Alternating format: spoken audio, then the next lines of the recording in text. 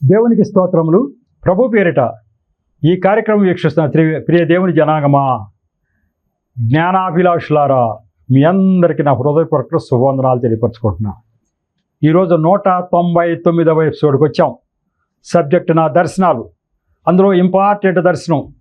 ఇతర జనుల మీద దేవుడికి చాలా ప్రేమ ఉంది.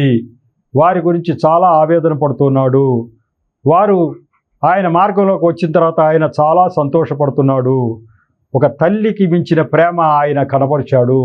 ఆ దర్శనం నాకు చూపించడం ద్వారా ఆయన ఈ మర్మాన్ని, నేను ఇంతగా ఇతర జనులను ప్రేమిస్తున్నాను, ఇతరుల గురించి శ్రమ పడుతున్నాను, ఇతరుల గురించి తాపత్రయపడుతున్నాను అనే విషయం వారికి నువ్వు జ్ఞానం అంతటినీ రంగరించిపోయాలి అని చెప్పి దేవుడు నాకు ఆదేశించడం, ఆ ప్రేరణ నా హృదయంలో కలగజేయటం చేత బైబిల్ గ్రంథంలో మొదటి నుంచి చివరి వరకు కూడా ఆయన అడుగు అడుగునా కూడా ఇతర జనుల గురించి ఎలా ఆలోచించాడో తెలియపరుస్తూ అనేక రెఫరెన్స్లు మీ ముందుకు తీసుకొచ్చా.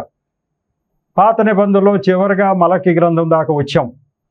దాంట్లో 2 రెఫరెన్స్లు అయిపోయి 3వ రెఫరెన్స్ కిందటిసారి ఎపిసోడ్లో మరి చదివి దీన్ని ఎక్స్ప్లెయిన్ చేయడానికి టైం చాలదు, నెక్స్ట్ ఎపిసోడ్కి తీసుకెళ్తానని చెప్పా.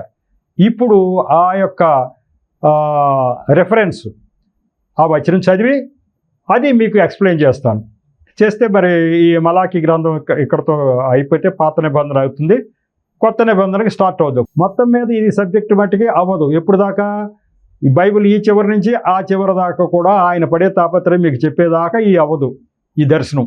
నెక్స్ట్ దర్శనానికి వెళ్ళాలంటే ఆయన పడే తాపత్రయం ఏది నేను వదిలిపెట్టుకోకుండా చెప్పాలి.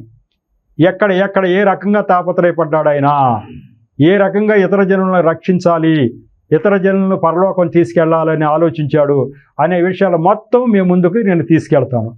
అందుకే మీకు జ్ఞానాభిలాషులారా అంటున్నా. జ్ఞానము కావాలి అని కోరుకున్న వాళ్ళు విపరీతంగా నా ఎపిసోడ్స్ చూస్తున్నారు. నాకు వచ్చే ఫోన్ కాల్స్ ద్వారా నాకు అర్థమవుతుంది. అయ్యా, ఇంత జ్ఞానం మీరు రంగరించిపోస్తున్నారు, మీకు ధన్యవాదాలని అనేక మంది చెప్తూ ఉన్నారు. సరే, ఎవరైనా కొంతమంది పట్టించుకోకపోతే వేరే విషయంగా జ్ఞానాన్ని ఆస్వాదించేటువంటి బిడ్డలు అనేక మంది ఉన్నారు. వారు ఆస్వాదిస్తున్నారు, ఈ విషయాలన్నీ మా కళ్ళ ముందుకు తీసుకొస్తున్నారు, దానికి చాలా సంతోషం అని అనేక మంది చెప్తూ ఉన్నారు.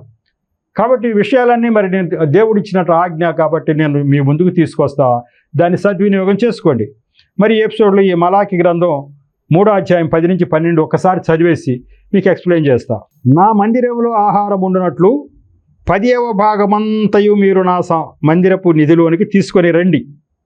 దీని చేసి మీరు నన్ను శోధించిన ఎడల నేను ఆకాశపు వాక్యంలను విప్పి పట్టజాలనంత విస్తారముగా దీవెనలో కుమ్మరించెదనని సైన్యములకు అధిపతికి యెహోవా సెలవిచ్చుచున్నాడు. ఇక్కడికి మీకు అర్థం చెప్తా. నేను నా ఆజ్ఞల ప్రకారంగా మీ యొక్క సంపాదన అంతట్లో 10వ భాగాన్ని నా మందిరపు నిధిలోని మీరు తీసుకొస్తే ఇక నేను ఆకాశ వాక్యంలో విప్పి పట్టజాలనంత విస్తారంగా మీకు దీవెనలో కుమ్మరిస్తాను అన్నాడు. ఆ దీవెనలో మీకు ఇస్తాను అని చెప్తూ ఏంటి ఇంకా దీవెనలే కాకుండా ఇంకేం చేస్తాడట? మీ పంటను తినివేయు పురుగులను నేను గద్దించేదను, అవి మీ భూమి పంటను నాశనము చేయవు. ఈయన సృష్టికర్త అని అంటాక ఆధారాలు చెప్తున్నాను. ఈ మాట వినండి. మన పొలాలని, పంటలని పురుగులు తినేస్తూ ఉంటాయి. వాటిని గద్దిస్తాడట దేవుడు. అంటే దేవుడికి అన్నిటి మీద అధికారం ఉందా లేదా? పంట తినేసే పురుగులను కూడా గద్దిస్తాడట. మీరు అలా చేయటానికి వీలేదా ఆయన ఒక మాట అంటే అవి పోతాయట. అవి మీ భూమి పంటను నాశనం చేయవు. అప్పుడు మీ ద్రాక్ష చెట్లు అకాల ఫలములో రాల్పక ఇండును. మీ ద్రాక్ష చెట్లు ఇప్పుడు వరకు కూడా ఏదో చాలా కాయలు రాలిపోతూ ఉంటాయి. నేను ఆజ్ఞయిస్తా ద్రాక్ష చెట్లకి ఏ కాయ రాలటానికి లేదు, వచ్చిన ప్రతి పింద కూడా కాయ పెద్ద అవ్వాల్సిందే అని నేను చెప్తా. అవి అలా ఉంటాయి అని చెప్తున్నాడు. ఇక నుంచి అట్లా రాల్పక ఉండునని సైన్యములకు అధిపతికి యెహోవా సెలవిస్తున్నాడు. అప్పుడు ఆనందకరమైన దేశములో మీరు నివసింతురు. అప్పుడు చాలా ఆనందం, అంతే కదా. ఎవరికైనా సరే పంటలు బ్రహ్మాండంగా తెగులు తినేయకోకుండా పంటలు బాగా పండుతూ, అలాగే విస్తారమైనటువంటి దీవెనలు దేవుడి దగ్గర నుంచి వస్తుంటే చాలా సంతోషంగా ఆనందకరమైన దేశం వచ్చింది. కనుక ఇక్కడ ఉన్నటువంటి ట్విస్ట్ చూడండి. కనుక మీరు కానీ సంతోషంగా ఆనందంగా ఉంటే అంట అన్యజనులు అందరూ మిమ్మును ధన్యులందురని సైన్యములకు అధిపతికి యెహోవా సెలవిస్తున్నారు. ఇతర జనులందరూ కూడా వీళ్ళు ధన్యులండి. యేసు ప్రభుని బైబిల్ మార్గంలో ఉన్న ప్రజలు, బైబిల్ గ్రంథంలోని దేవుడు కలిగి ఉన్నటువంటి ప్రజలు ధన్యులండి ఈ ప్రపంచంలో అని ఇతర జనులు అనుకుంటారట. వాళ్ళు అట్లా అంటారట. అట్లా అనాలనేదే నా కోరిక. ఇప్పుడు మీకు ఇవ్వటంలో 2 ఉద్దేశాలు ఉన్నాయి. నాకు మీకు ఇవ్వటంలో, మిమ్మల్ని ఆశీర్వదించడంలో 2 ఉద్దేశాలు ఉన్నాయి. ఒకటి, మీరు బాగా సంతోషించాలి. మిమ్మల్ని చూచి అమ్మో ఈ దేవుడికి ఎంత పవర్ ఉంది, ఆయన గద్దిస్తే పురుగులు పంటను తినకుండా ఆగిపోయినాయి, అలాగే ఆయన చెప్తే ద్రాక్ష చెట్లు కాయలు రాల్చకుండా సరిగ్గా పంటనిచ్చినాయి. ఎంత గొప్ప దేవుడు ఆయన, ఈ సృష్టి మీద ఎంత అధికారం ఉంది ఆయనకి. ఈ ప్రజలు నిజంగా ధన్యులండి, మనమేం పనికొస్తాము అని వాళ్ళు అనుకోవాలి. మేము ఆరాధించే వాళ్ళు ఎవరైనా ఇట్లా ఎప్పుడైనా చేశారా? ఈ ఇజ్రాయేల్ ప్రజల యొక్క దేవుడు ఇలా చేయగలుగుతున్నాడే అని వారు మిమ్మల్ని ధన్యులు అని అంటున్నాడు. కాబట్టి ఇతర ప్రజలకి కూడా ఆ జ్ఞానం, నేను మరి ఇటువంటి దేవుడిని వాళ్ళ జ్ఞానం అందాలి అని చెప్పి ఉద్దేశం. అలాగే ఇతర ప్రజలకి ఏం తెలియాలంటే ఏ దేవుడైనా ఒకటి కాదు అని తెలియాలి. ఆయన ఉద్దేశం అది. జనరల్గా ఇప్పుడు నేను ఒక ఇతర జనుల్లోంచి వచ్చిన మనిషిని కాబట్టి జనరల్గా ఇతర జనం ఏమనుకుంటారంటే ఏ దేవుడైనా ఒకటే అండి, మంచి పనులు చేసుకుంటూ వెళ్తే సరిపోద్ది అంటాం. ఏ దేవుడైనా ఒకటి కాదు అని వాళ్ళకి తెలియాలండి. ఇది ఏ దేవుడైనా ఒకటి కాదు అని వాళ్ళకి తెలియాలి అని చెప్పి అంటాడు. మరి అది ఒక చోట ఉంది, అది అంత చదవాలంటే వేరే వెళ్తుంది. కానీ 1 సమూయేలు కదా 5:11 ఫిలిస్తీయులు గుర్తించారు. అది ఫిలిస్తీయులు ఈ దేవుడు సామాన్య దేవుడు కాడు అని చెప్పి గుర్తించారు. మనం అనుకునేటువంటి దేవుళ్ళు దేవతలు ఏమైనా చిన్న పూనకాలు రావటం చేశారేమో కానీ ఈ దేవుడు ఉన్నాడే బైబిల్ గ్రంథంలో దేవుడు, ఈ దేవుడికి అసాధ్యమైంది లేదు, ఈ దేవుడికి ఎదురు లేదు. ఆయన కార్యం చేయగా దాన్ని తిప్పివేయగలవాడు ఎవడో లేడు అని వాళ్ళు తెలుసుకున్నారు. కాబట్టి అది వెళ్తే చాలా దూరం అవుతుంది. కాబట్టి ఇక్కడికి మీకు చెప్పేది ఏంటి అంటే మీరందరూ కూడా ఫలించటం వల్ల, మీరు ఫలించటం ద్వారా నా నామం మహింపరచబడుతుందని మత్తయి సువార్తలో దేవుడు చెప్పాడు. స్వయంగా ఆయన నడయాడుతున్న రోజుల్లో మీరు మంచి పనులు చేయండి, నేను బాగా ఆశీర్వదిస్తా. మీరు ఫలిస్తే, మీరు ఫలించడం ద్వారా నా నామానికి మహిమ కలుగుతుంది. ఫలానా దేవుడి యొక్క పిల్లలు ఇలా అభివృద్ధి చెందారు అని నాకు మహిమ వస్తుందయ్యా. మీరు అన్ని తప్పుడు పనులు చేస్తూ ఉంటే, నేను ఏ దీవెనలు ఇవ్వకోకుండా ఉంటే, మిమ్మల్ని దెబ్బలు కొడతా ఉంటే నాకెక్కడ మహిమ వస్తుంది? అది కూడా అంటాడు యెహెజ్కేలు గ్రంథంలో. వీళ్ళు ఇజ్రాయేల్ ప్రజలు అంటయ్యా ఎప్పుడు తప్పుడు పనులే చేస్తాడు, ఆ దేవుడు తన్నులు తింటూ ఉంటారు, వస్తూ ఉంటారు అని అందరూ చెప్పుకుంటుంటే నాకు చాలా అవమానంగా ఉంటుందయ్యా, మీరు తప్పుడు పనులు చేయబాకండి అయ్యా అంటాడు. ఆ తప్పుడు పనులు చేస్తే ఇవ్వడా అంటే ఇవ్వడు. అది ఆయన దేవుడే, ఆయనకి అసాధ్యమైంది లేదు. మనం తప్పుడు పనులు చేస్తే మనకి ఏ ఆశీర్వాదం ఇవ్వడం. ఇది పాయింట్. ఏంటంటే న్యాయం, 100కి 100 పాళ్ళు న్యాయం జరిపించే దేవుడు మన దేవుడు. ఊరికినేదేని ఇచ్చాడు. అసలు మన బైబిల్ గ్రంథంలో ఎంత చక్కగా పరలోక ప్రార్థనలో అంటాడు, మేము ఇతరులను క్షమించినట్లు మమ్మల్ని క్షమించుము తండ్రి అని ప్రార్థన చేయండి అబ్బాయి అని. అంటే ఏంటి? క్షమించండి అయ్యా అని మీరు 100 సార్లు అడిగినా నేను క్షమించడానికి వీలు పడదు. అదేంటి మా దేవుడు అన్నీ క్షమించేస్తాడు అని చెప్తా ఉంటాం కదా. ఇతర జనులు కూడా అంటుంటారు, అదేంటండి మీ దేవుడు ఎన్ని తప్పులు చేసినా క్షమిస్తాడంటగా. అంటే అది కాదు నాయన, అసలు విషయం చెప్తా వినండి. మారు మనసు కలిగి నిజంగా పశ్చాత్తాపడిన వాడికి తప్ప ఎవరికి క్షమించడు. 2, మా క్రియలు కూడా బాగుండాలి. మేము ఎన్నో తప్పులు ఇతరులవి మేము క్షమించి వాడు చేసి ఉంటే అవి చూపించాలి. ఇదిగో అయ్యా మేము ఇంతమందిని మా ఎదురుగా మాకు ఈ కీడు చేసిన వాళ్ళని మేము క్షమించాం, వాళ్ళు ఏమీ చేయలే, కాబట్టి మమ్మల్ని ఈ తప్పు నుంచి క్షమించండి అని మేము అడిగితే అప్పుడు ఇస్తానడా. అదే ప్రార్థన దేవుడు నేర్పింది. అది మేము ఇతరులను క్షమించి ఉన్న ప్రకారము మమ్మల్ని క్షమించమన్నాడు. ఒకవేళ మేము ఇతరులను క్షమించకపోతే మీరు క్షమించక్కర్లేదని ప్రార్థనలోనే ఉంది. మేము ఇతరులని క్షమించకపోతే మీరు క్షమించక్కర్లేదయ్యా, మేము క్షమించాము చూడండి, అది చూసి మమ్మల్ని క్షమించండి అని ప్రార్థనలో ఉంది. న్యాయవంతుడా కాదా దేవుడు? దేవుడు ఊరికే ఎవరికి ఏది ఇచ్చేయడు. కాబట్టి ఇంత చక్కని దేవుడు, జనరల్గా ఇట్లాంటి దేవుళ్ళు, ఈ దేవుడు ఇలా మాట్లాడతాడని ఎవరికి తెలియదు, ఇట్లా మాట్లాడతాడు. కానీ బైబిల్ గ్రంథంలో దేవుడు ఇట్లా మాట్లాడతాడు అని తెలుస్తూ ఉంది. కాబట్టి ఈ దేవుడు ఏ దేవుడైనా ఒకటే అనుకుంటే తప్పు. ఈ దేవుడు అట్లా కాదు. ఏ దేవుడైనా ఏమనుకుంటారు, మనం ప్రార్థన చేస్తే అది వస్తుంది ఇది వస్తుంది అనుకుంటారు. నేను ఇవ్వను అని చెప్పే దేవుడు, నా గుడికి రావద్దు అని చెప్పే దేవుడు, నా గుడికి తాళం వేసేయండి మిమ్మల్ని రమ్మన్న దేవుడు, మీకు మారు మనసు లేకపోతే అని చెప్పినటువంటి దేవుడు ఈయన. ఈ దేవుడు అందరి దేవుడు లాంటి వాడా? మేమెవరినైనా క్షమిస్తేనే మమ్మల్ని క్షమించండి అయ్యా, లేకపోతే లేదు మీరు ఎట్లాగో క్షమించరు. కాబట్టి మేము ఏదైనా చేస్తేనే మాకు ఇవ్వండి అని అడగటం, ఆయన కూడా అట్లాగే చెప్పడం, నువ్వేమైనా చేస్తే నీకు ఇస్తా లేకపోతే లేదు అని చెప్పడం వల్ల ఏ దేవుడైనా ఒకటి కాదు, 100కి 100 పాళ్ళు న్యాయం అమలుపరిచేటువంటి దేవుడు ఈయన అని మనకు తెలుస్తూ ఉంది. దీంతో మలాకీ గ్రంథంలో వాక్యాలు కంప్లీట్ చేసాం. నెక్స్ట్ కొత్త నిబంధన మత్తయి సువార్తకి వెళదాం. మత్తయి సువార్త నుంచి మొదలుపెట్టి ఎక్కడెక్కడ ఆయన ఇతర జనుల గురించి తాపత్రయపడ్డాడు, ఇతర జనుల గురించి ఆలోచించాడు, ఇతర జనులను ప్రేమించాడు, ఇతర జనులు అంటే ఆయన ఎంతగా ఆరాటపడ్డాడు అనేవి చక్కని వచనాలు ఉన్నాయి. ఇతర జనుల్ని ఎంతగా ప్రేమిస్తున్నాడు అనేవి, ఈ విషయాలు ఎవరికి ఇతర జనులకు తెలియవు. బైబిల్ గ్రంథంలో దేవుడు మన గురించి ఎంత ఆలోచిస్తున్నాడు అనే విషయం వాళ్ళకి తెలియదు. ఈ సువార్త అంతా ప్రకటిస్తూ ఉంటే ఏదో స్వార్థం కోసం ఈ పాస్టర్లు ప్రకటిస్తున్నారు అనుకుంటున్నారు, కానీ ఈ సువార్త ప్రకటిస్తున్నది ఈ దేవుడే. ఈ సువార్త ప్రకటిస్తున్నది మన కొరకే, క్రైస్తవుల గురించి కాదు. క్రైస్తవులకి ఎందుకండి? క్రైస్తవులకి ఏం పని? సువార్త ప్రకటించాల్సిన పనే ఉంది. వాళ్ళు చక్కగా నిజమైన దేవుడిని గ్రహించారు, చర్చికి వెళ్తారు, వస్తారు, ఆజ్ఞలు పాటిస్తారు, నీతిగా జీవిస్తారు, చనిపోయిన తర్వాత పరలోకానికి వెళ్తారు. వీళ్ళకి ఏం అవసరం వచ్చిందని సువార్త ప్రకటించాలి. ఏం అవసరం ఉంది వీళ్ళకి? వీళ్ళకి ఆ సువార్త ప్రకటించవలసిన అవసరం ఏమన్నా ఉందా? ఏమీ లేదు. మరి ఈ సువార్త ప్రకటించకపోతే అసలు నాకు నిద్ర పట్టనివ్వడు దేవుడు.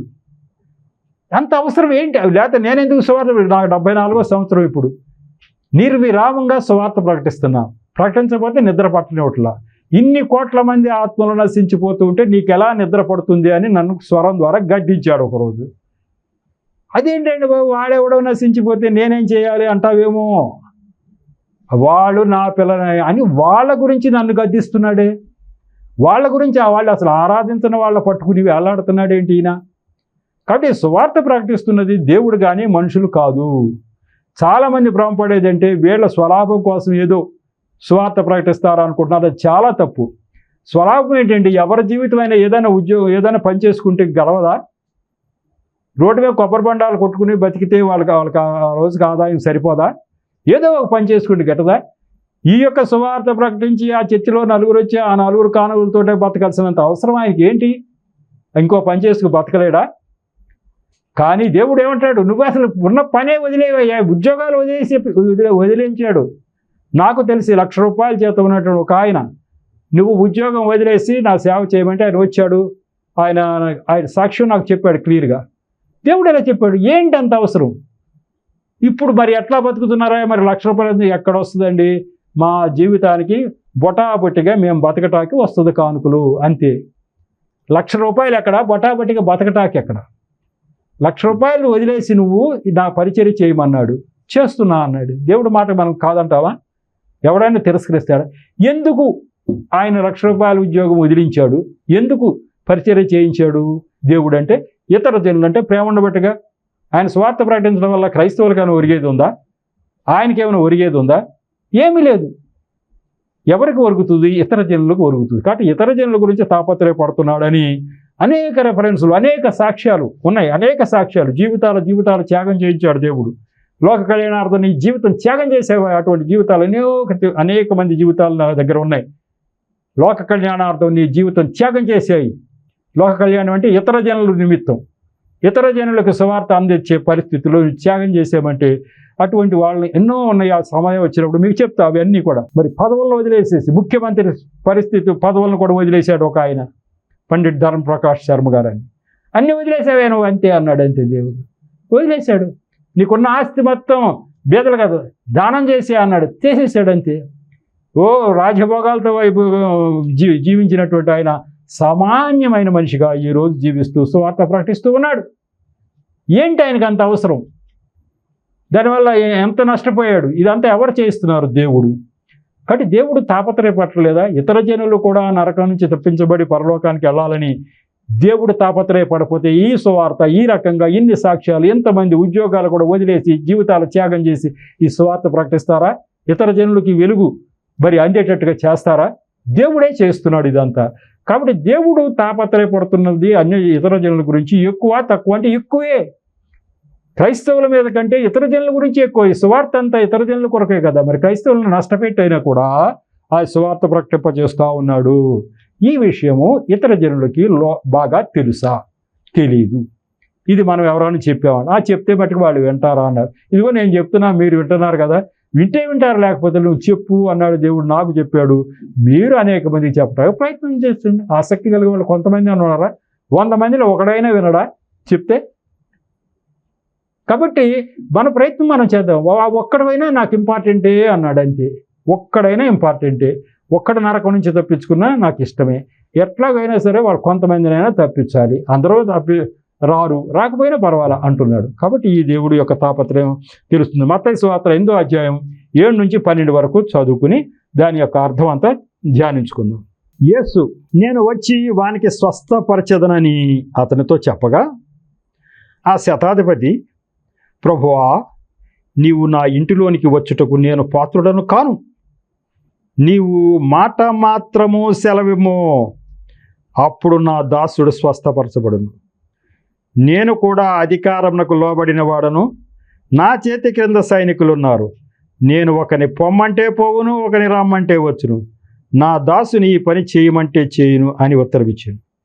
యేసు ఈ మాట విని ఆశ్చర్యపడి వెంట వచ్చుచున్న వారిని చూచి, ఇజ్రాయేలులో నేను ఇంత విశ్వాసం ఉన్నట్లు చూడలేదని నిశ్చయముగా చెప్పుచున్నాను. అనేకులు తూర్పు నుండి పడమటి నుండి వచ్చి అబ్రహాముతో కూడాను ఇస్సాకుతో కూడాను యాకోబుతో కూడాను పరలోక రాజ్యమందు కూర్చుందురు గాని రాజ్య సంబంధులు వెలుపటి చీకటిలోనికి త్రోయబడుదురు. అక్కడ ఏడ్పును పండ్ల కొలుకుటయు ఉండునని మీతో చెప్పుచున్నానని. దేవునికి స్తోత్రం. ఈ వచనం కథలాగా చెప్తా. ఇప్పుడు చదివాను, మీకు అర్థమై ఉంటుంది ఏంటి ఇది అనేది. ఈ కథ కపెర్నహూము అనేటువంటి ఊరిలో ఆయన ప్రవేశించాడు. ఆ ఊరికి వెళ్ళగానే అక్కడ శతాధిపతి, రోమన్ అధికారి, శతాధిపతి అంటే 100 మందికి అధిపతి, ఆయన వచ్చి ఏమన్నా అంటే, అయ్యా నా యొక్క దాసుడు అంటే ఆయన దగ్గర పనిచేసే ఒక ఉద్యోగి, ఆయన పక్షవాయువుతోటి చాలా బాధపడుతున్నాడు అని చెప్పి, మరి ఆయన బాధపడుతున్నాడు అని వేడుకున్నాడు అంతే. అలాగా యేసుప్రభు వారు అన్నాడు. యేసుప్రభు వారితో చెప్పాడు ఎట్లా అని. యేసుప్రభు వారు ఏమన్నాడు, అలాగా నేను వచ్చి స్వస్థపరుస్తానయ్యా అన్నాడు. అమ్మమ్మ మీరు రావక్కర్లేదు, మీరు రావద్దండి అన్నాడు. అంటే మీరు ఎంత మహిమ కలిగిన వారో నాకు తెలుసు, మీరు రావక్కర్లేదండి, మీరు ఒక్క మాట చెప్తే చాలు పని జరిగిపోద్ది అన్నాడు. అంటే నాకు తెలుసయ్యా అధికారం అంటే ఎట్లా ఉంటుందో, నేను కూడా ఒక అధికారిని. నేను ఒకడు పోంటే వెళ్ళిపోతాడు, రమ్మంటే వస్తాడు. నేను ఒకళ్ళ కింద పనిచేస్తున్నా, ఆయన ఇది చేయబోయా అంటే నేను అది చేస్తా. అధికారం యొక్క పవర్ నాకు తెలుసు. మీరు ఎవరికి అధికారి? సర్వలోకానికి అధికారి అయ్యా మీరు. నేను బొడ్డ వాళ్ళని చిన్న వాళ్ళమే మాకు ఉన్న చిన్న అధికారమే ఉపయోగించి ఇంత చేస్తూ ఉంటే, మీరు ఇక్కడ ఉండి వాడి దగ్గర ఉన్నటువంటి పక్షవాయువు అనే రోగం పోవును గాక అంటే పోదా? పోతుందయ్యా అన్నాడు. అంతే, మీరు ఇక్కడుండి అంటే చాలు, మీకు అంత అధికారం ఉందయ్యా అన్నాడు. అప్పుడు యేసు ప్రభు వారు అన్నారు, అమ్మ ఇజ్రాయేల్లో కూడా ఇంత విశ్వాసం నేను ఎవరిలో చూడలేదా, చూడండి అని చెప్పి పక్కనున్న ఇజ్రాయేల్ ప్రజలు. ఈయన రోమీయుడు ఏమన్నాడంటే, మీరు నోటి మాట చాలయ్యా అన్నాడు. ఎంత విశ్వాసం ఇజ్రాయేల్ ప్రజల్లో కూడా నేను చూడలేదు అన్నాడు. అందుకే అప్పుడు అంటాడు ఈయన, ఇంపార్టెంట్ ఇప్పుడు అన్నమాట. అనేకులు తూర్పు నుంచి పడమటి వచ్చి ఎక్కడ కూర్చుంటారట? అబ్రహాం ప్రక్కన, ఇస్సాకు పక్కన, యాకోబు పక్కన కూర్చుంటారు. వీళ్ళంతా మన పూర్వీకులు, దేవుడు ఏర్పరిచిన ఇజ్రాయెల్ ప్రజల్లో పూర్వీకులు. ముందు అబ్రహాము, ఆయన కొడుకు ఇస్సాకు, ఆయన కొడుకు యాకోబు, వీళ్ళందరూ ఉన్నారు. వీళ్ళందరూ పరలోకంలో ఉన్నారు. అదేంటి శిలుయాగం అవ్వలేదుగా, వీళ్ళందరూ పరలోకం ఎట్లా వెళ్ళిపోయారని మీరు అంటారేమో. వాడు శిలుయాగం చెయ్యక ముందే వాళ్ళు ఇజ్రాయెల్ ప్రజలు ఆయన ఆజ్ఞలు పాటించారు. ఆజ్ఞలు పాటించినటువంటి ఇజ్రాయెల్ ప్రజలందరూ కూడా పరలోకంలోకి వెళ్ళిపోయారు. ఒకవేళ ఆజ్ఞలు పాటించక ఉన్నటువంటి ఇతర జనుల్లో కూడా అనేక మంది వీళ్ళు కూర్చున్నారు. ఇప్పుడు అక్కడ ఎవరు కూర్చుంటారంట? ఈ రోమా అధికారులు లాంటి వాళ్ళు కూర్చుంటారట. వీళ్ళు ఇజ్రాయెల్ ప్రజలు కాదు, రోమా శతాధిపతి. కానీ తూర్పు నుంచి పడమటి నుంచి అన్ని దిక్కుల నుంచి వెళ్ళి ఈ పరలోకంలో నేను ఆల్రెడీ తీసుకున్న మీ యొక్క ప్రజలు ఉన్నారా, ఇజ్రాయెల్ ప్రజలు, వాళ్ళ పక్కన కూర్చుంటారు. అబ్బాయి వాళ్ళు ఎట్లా కూర్చుంటారండి? వాళ్ళు క్రైస్తవులు కాలేదుగా, వాళ్ళు ఎట్లా కూర్చుంటారు అని మీరు అడుగుతారేమో. వాళ్ళు కూర్చుంటారు అంతే. వాళ్ళ మనస్సును బట్టి, వాళ్ళ విశ్వాస పరిణామాన్ని బట్టి చెప్తాడు. రోమాపత్రిక 2:14-15లో చెప్పాడు, నేను శిలుయాగం చేయకముందు ధర్మశాస్త్రం అనేది నేను ఎవరికైతే ఇవ్వలేదు ఇతర జనులు, వాళ్ళందరి క్రియలను నేను చూస్తా. వాళ్ళ క్రియలు చూసి వాళ్ళ యొక్క స్వాభావికంగా వాళ్ళు చేసినటువంటి క్రియలను బట్టి వాళ్ళ మనస్సాక్షి ఏం చెప్తుందో విచారణ చేసి, మనస్సాక్షిని బట్టి విచారణ చేసి వాళ్ళని పరలోక రాజ్యం నేను తీసుకుంటా అని చెప్పాడు.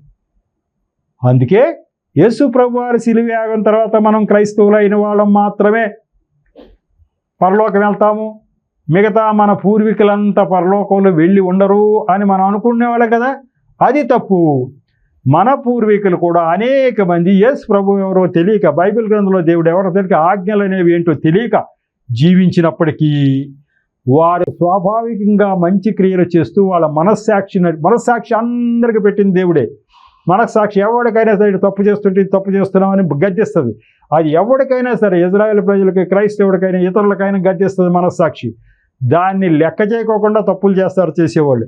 మనస్సాక్షిని అందుకే అడుగుతాడు. నేను పెట్టిన మనస్సాక్షి వాళ్ళలో ఉంది, ఆ మనస్సాక్షిని అడుగుతా. కాబట్టి నువ్వు గద్దించినప్పుడు వాడు విన్నాడా లేదంటే, అయ్యా నేను గద్దించేవాడు వినలేదని చెప్తాడు కొంతమందికి. అయ్యా నేను గద్దించే వెంటనే ఇది తప్పు అని వాడు తెలుసుకున్నాడని చెప్తాడు. ఆ రకంగా మనస్సాక్షి చేత విచారణ చేసి వాళ్ళని పరలోకంలో తీసుకుంటా ఉన్నారు. ఆ రకంగా అనేక మంది యేసు ప్రభు వారి శిలువయాగం కంటే ముందే ఉన్నటువంటి ఇతర జనులు పరలోకం దేవుడు తీసుకున్నాడు. కాబట్టి ఇప్పుడు ఆ మాట చెప్తున్నాడు. ఇదిగో మీ ప్రజలు ఉన్నారే, మీ తాత ముత్తాతలు ఉన్నారే, ఎవరు? అబ్రహాము, ఇస్సాకు, యాకోబు ఉన్నారే, వాళ్ళ పక్కన తూర్పు నుంచి పడమ నుంచి అన్ని దిక్కుల నుంచి బోర్డు కూర్చుంటారా బాయ్ అన్నాడు. ఎవరు అంటే ఇట్లాంటి వాళ్ళు, ఈ యొక్క శతాధిపతి రోమాధికారి ఉన్నాడే, ఇట్లాంటి వాళ్ళు ఎంతగా వాళ్ళు నన్ను గుర్తించాడో తెలుసా? వాళ్ళకి దేవుడిని కాదు, వాళ్ళు ఎవరెవరినో ఆరాధిస్తాడు. కానీ యేసు ప్రభు అంటే ఈ యొక్క ఇజ్రాయేల్ ప్రజలు ఆరాధించే దేవుడు అంటే ఆయన సృష్టికర్త, ఆయన ఏదంటే అది జరిగిపోద్ది, ఆయనకు విశ్వాసం అది. అటువంటి విశ్వాసం కలిగిన వాళ్ళందరినీ నేను తీసుకుంటాను అని చెప్తా ఉన్నాడు అక్కడ.